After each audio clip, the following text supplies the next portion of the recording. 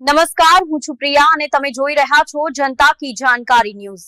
નજર કરીએ આજના સમાચાર ઉપર। બનાસકાંઠા જિલ્લાના મધ્યાહન ભોજનના સંચાલકો પોતાની માંગોને લઈ અને કલેક્ટર કચેરી પહોંચ્યા। મધ્યાહન ભોજનના ખાનગીકરણને લઈને સંચાલકોમાં ભારે રોષ। મધ્યાહન ભોજન યોજનાનું ખાનગીકરણ કરવા મામલે સંચાલકોએ વિરોધ નોંધાવી કલેક્ટરને આવેદનપત્ર આપ્યું। જિલ્લાભરના મધ્યાહન ભોજનના સંચાલકો પહોંચ્યા કલેક્ટર કચેરીએ। મધ્યાહન ભોજનના સંચાલકોએ લઘુત્તમ વેતન વધારવા અને આકસ્મિક ઘટનામાં વળતર માટેની પણ કરી માંગ।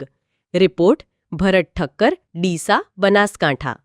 મારું નામ બાબુસિંહ હમીરસિંહ ગોહિલ, ભારતીય મજદૂર સંઘના ઉત્તર ગુજરાતના સંગઠન મંત્રી। અમારો મેન મુદ્દો એ છે કે પ્રાઇવેટીકરણને રોકો। મધ્યાહન ભોજનમાં 1984થી અમલમાં આવ્યું, તેથી આજ દિવસ સુધી શાળાઓમાં તાજું બનાવીને છોકરાઓને ભોજન આપવામાં આવતું હતું।